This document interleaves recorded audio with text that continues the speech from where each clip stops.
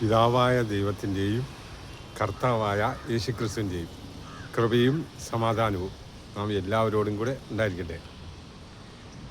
പ്രിയമുള്ളവർ, ഇന്ന് സംസാരിക്കാൻ പോകുന്ന വിഷയം സുവിശേഷ വേലക്കാർ എല്ലാവിധത്തിലും മാതൃക ഉള്ളവരായിരിക്കണം എന്നുള്ളതാണ്. നമ്മൾ ക്രിസ്തുയേശുവിൻ്റെ സ്വഭാവത്തിൽ മാത്രം ജീവിക്കുന്നവരാകണം. ഗലാത്യ ലേഖനം 3-ാം അധ്യായത്തിൻ്റെ 27-ാം വാക്യത്തിൽ പറഞ്ഞിരിക്കുന്നത്, യേശുക്രിസ്തുവിനോട് ചേരാൻ സ്നാനമേറ്റിരിക്കുന്ന നാം എല്ലാവരും ക്രിസ്തുവിനെ ധരിച്ചിരിക്കുന്നു. അതിന് യഹൂദനെന്നോ യവനനെന്നോ ദാസനെന്നോ സ്വതന്ത്രനെന്നോ അടിമയെന്നോ യജമാനോ അങ്ങനെ ഒരു വ്യത്യാസവുമില്ല. ആണെന്നും പെണ്ണെന്നുമില്ല. നമ്മളെല്ലാവരും ക്രിസ്തു യേശുവിൽ ഒന്നാണെന്ന് പറഞ്ഞിട്ടുണ്ട്. അപ്പം ക്രിസ്തു യേശുവിൻ്റെ സ്വഭാവമുള്ള ക്രിസ്തുയേശുവിനെ ധരിച്ചിരിക്കുന്ന അതേപോലെ ക്രിസ്തുവിനെ വെളിപ്പെടുത്തുന്നവരായിരിക്കണം നമ്മൾ. ഒരു കാരണവശാലും ക്രിസ്തുവിൻ്റെ സ്വഭാവത്തിന് വിരുദ്ധമായ ഒരു സ്വഭാവം നമ്മളിൽ ഉണ്ടാകരുത്. പ്രധാനമായിട്ട് തിരുവചനത്തിൽ പറയുന്ന ഒന്നാമത് എല്ലാവിധ സ്വഭാവങ്ങളും വിട്ടുപേക്ഷിക്കണമെന്നാണല്ലോ ലോകത്തിലുള്ളവർ വിളിച്ചു പറയുന്നത്. പാപ സ്വഭാവം വിട്ടുപേക്ഷിക്കണം, യാതൊരുവിധമായ ദുർസ്വഭാവങ്ങൾ, ദുശ്ശീലങ്ങൾ, തഴക്കദോഷങ്ങൾ, മദ്യപാനം, വ്യഭിചാരത്തിൻ്റെ യാതൊരു വിധമായ ലാഞ്ചന പോലും ചിന്ത പോലും ഇല്ലാതെ ജീവിക്കണം.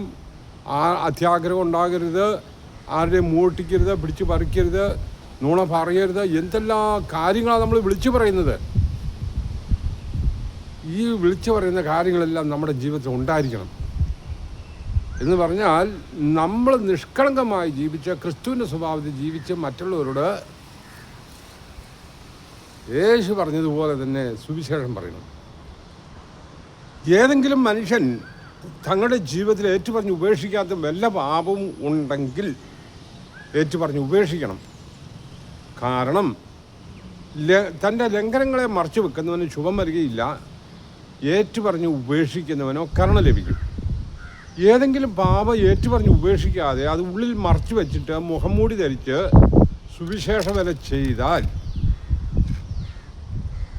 അപ്രതീക്ഷിതമായ സമയത്ത് ആ വ്യക്തിയുടെ ഉള്ളിലുള്ള പാപ സ്വഭാവം വെളിയിലേക്ക് വരും. അത് ദൈവനാമം ദുഷിക്കാനിടയായി തീരും. അതുകൊണ്ട് ഏറ്റുപറഞ്ഞ് ഉപേക്ഷിക്കാത്ത എന്തെങ്കിലും പാപം ഉണ്ടെങ്കിൽ അത് ഏറ്റുപറഞ്ഞ് ഉപേക്ഷിക്കാൻ തയ്യാറാകണം. ഇനി ഏതെങ്കിലും ഒരു മനുഷ്യൻ രോഗിയാണെങ്കിൽ ആ രോഗം ചുമന്നോട് നടന്ന് ആർക്ക് വേണ്ടിയിട്ടും തലയൊക്കെ വെച്ച് പ്രാർത്ഥിക്കാനോ പ്രാർത്ഥനായോഗം നടത്താനോ പോകരുത്.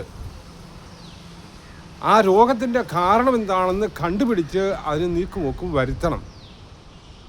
യാക്കോബിൻ്റെ ലേഖനം 5-ാം അധ്യായത്തിൻ്റെ 13-ാം വാക്യത്തിൽ ഇങ്ങനെ പറയുന്നുണ്ട്, നിങ്ങളിൽ ആരെങ്കിലും രോഗിയാകുന്നുവെങ്കിൽ സഭയിലെ മൂപ്പന്മാരെ വരുത്തട്ടെ, അവർ വന്ന് തൈലം പൂശി പ്രാർത്ഥിക്കും. ആരെങ്കിലും പാപം ചെയ്തിട്ടുണ്ടെങ്കിൽ തമ്മിൽ പാപങ്ങൾ ഏറ്റുപറഞ്ഞ് ഉപേക്ഷിക്കണം. അപ്പോൾ ദൈവം പാപം ക്ഷമിക്കും, അവന് സൗഖ്യം കിട്ടും. നീതിമാൻ്റെ ശ്രദ്ധയോട് കൂടിയ പ്രാർത്ഥന ഏറെ ഫലിക്കും, പ്രയോജനമുള്ളതാണ്. ഏലിയാവ് നമുക്ക് സമസ്വഭാവമുള്ള മനുഷ്യനായിരുന്നു. അവൻ പ്രാർത്ഥിച്ചപ്പോൾ 3 വർഷവും 6 മാസവും ഭൂമിയിലെങ്ങും മഴ പെയ്തില്ല. പിന്നെയും പ്രാർത്ഥിച്ചു, ഭൂമിയിൽ മഴ പെയ്തു. പ്രിയമുള്ളവരെ, നീതിയോടെ വിശുദ്ധിയോടെ ജീവിക്കുന്നവൻ്റെ പ്രാർത്ഥന ശക്തിയുള്ളതാണ്, വിലയുള്ളതാണ്.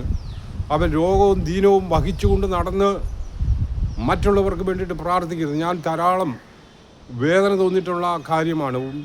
അതായത് ദിവസേന രോഗത്തിൻ്റെ വേണ്ടിയിട്ട് ഈ മരുന്ന് കഴിക്കുന്നവരുണ്ട്. ഗുളിക പോക്കറ്റ് നിറച്ച് ഗുളികയും ഇട്ടുകൊണ്ട് അവന് മണിക്കൂർ വെച്ച് ഗുളികയും കഴിച്ചുകൊണ്ട് പേര് കൊണ്ട് സുവിശേഷകനെന്നോ അല്ലെങ്കിൽ പാസ്റ്ററെന്നോ അല്ലെങ്കിൽ ഉപദേശിയെന്നോ ഒക്കെ പേര് കാണും.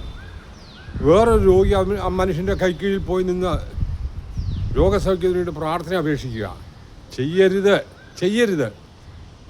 പാപം ആ മനുഷ്യൻ്റെ ഉള്ളിലുണ്ട് എന്നുള്ളതിൻ്റെ തെളിവാണ് രോഗം അവനിൽ വെളിപ്പെട്ട് കാണുന്നത്. അതുകൊണ്ട് ഏതെങ്കിലും വിധത്തിലുള്ള രോഗമോ ദീനമോ ഉള്ള വ്യക്തി എന്താണ് ഈ രോഗത്തിൻ്റെ കാരണമെന്ന് കണ്ടുപിടിച്ച് അതിന് നീക്കുപോക്ക് വരുത്തിയതിന് ശേഷം രോഗമില്ല, തന്നിൽ പാപവും ഇല്ല എന്ന് ഉറപ്പ് വരുത്തി മാത്രമേ സുവിശേഷ വേലയ്ക്ക് ഇറങ്ങാവുള്ളൂ. അല്ലാത്തവരാരും സുവിശേഷ വേലയ്ക്ക് ഇറങ്ങരുത്. പിന്നെ വേറൊരു കാര്യം നമ്മൾ പറഞ്ഞിരിക്കുന്നത് എബ്രായ ലേഖനത്തിൽ മാത്രമല്ല, എല്ലായിടത്തും പറഞ്ഞിട്ടുണ്ട്. നിങ്ങൾ സകലവിധ ദ്രവ്യാഗ്രഹങ്ങളും വിട്ട് ഒഴിവിൻ, ഉള്ളത് കൊണ്ട് തൃപ്തിപ്പെടുവിൻ. നമ്മുടെ കർത്താവ് ഒരു നാളും നമ്മെ ഉപേക്ഷിക്കുകയില്ല, കൈവിടുകയുമില്ല എന്ന് നമുക്ക് ഉറപ്പ് തന്നിട്ടുണ്ടല്ലോ.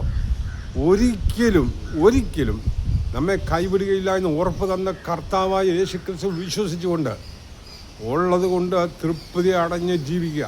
ലളിത ജീവിതം നയിക്കാനും നമ്മൾ പരിശീലിക്കുക. കാറിനും വലിയ വാഹനത്തിലൊക്കെ വില പിടിച്ച വാഹനത്തിലെല്ലാം കയറി ആഡംബരത്തോടു കൂടിയ വിശേഷ വസ്ത്രങ്ങളൊക്കെ ധരിച്ച് മാത്രമേ നടക്കുകയുള്ളൂ എന്നുള്ള അഹന്തയൊക്കെ പാടെ ഉപേക്ഷിച്ച് നമ്മുടെ കർത്താവായ യേശുക്രിസ്തുവിനെ അനുഗമിക്കുന്ന സൗമ്യതയുള്ള, ശാന്തതയുള്ള, വിനയമുള്ള, സ്വഭാവികളായിട്ടുള്ള ആളുകൾ ഉണ്ടാകട്ടെ. ഏതെങ്കിലും മനുഷ്യനോട് കള്ളം പറഞ്ഞ് ചതിച്ച് യാതൊന്നും പിടിച്ചു മേടിക്കരുത്.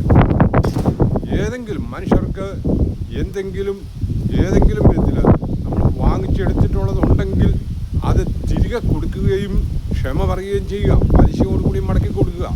തിരികെ കൊടുക്കാൻ നിവൃത്തിയില്ല എങ്കിൽ ചെന്ന് നമ്മൾ സങ്കടം പറയുക, ക്ഷമിക്കണം, നിങ്ങളോട് ഞാൻ വാങ്ങിച്ചത് തിരിച്ചു തരാൻ എനിക്ക് സാധിച്ചില്ല, ക്ഷമിക്കണമെന്ന് ഏറ്റു പറഞ്ഞ് ഉപേക്ഷിക്കണം.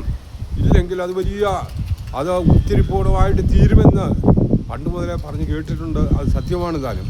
അതുകൊണ്ട് പിന്നെ വേറൊരു കാര്യം ഓർക്കുക, കോപിക്കുന്ന മനുഷ്യനാകരുത്. കോപം, ക്രോധം, ശാഠ്യം, അസൂയ, നീരസം, പക, പിണക്കം ഈ വക ഒന്നും ഉണ്ടാകരുത്. എല്ലാ മനുഷ്യരോടും സ്നേഹത്തിലും സമാധാനത്തിലും ജീവിക്കാനിടയാകണം. ലോകത്തിൽ ഒരു മനുഷ്യനും ഒരു സുവിശേഷം പറയുന്ന ഒരു വ്യക്തിയെ നോക്കി ഒരു ദൂഷണം പറയുന്നത് ഒരു സാഹചര്യം ഒരിക്കലും ഉണ്ടാകരുത്. കലഹത്തിൻ്റെ സ്വഭാവം ഉണ്ടാകരുത്. പ്രിയമുള്ളവരെ, എല്ലാ വിധത്തിലും മാതൃകയായി ജീവിച്ചുകൊണ്ട് സുവിശേഷം അറിയിക്കുന്ന ക്രിസ്തുവിനെ നമ്മുടെ ജീവിതത്തിൽ വെളിപ്പെടുത്തുന്ന സുവിശേഷ വേലക്കാരായി തീരുവാൻ ദൈവം നമ്മെ സഹായിക്കട്ടെ. ഈ വചനങ്ങളാൽ ദൈവമായ കർത്താവ് നമ്മെ ധാരാളമായി അനുഗ്രഹിക്കട്ടെ.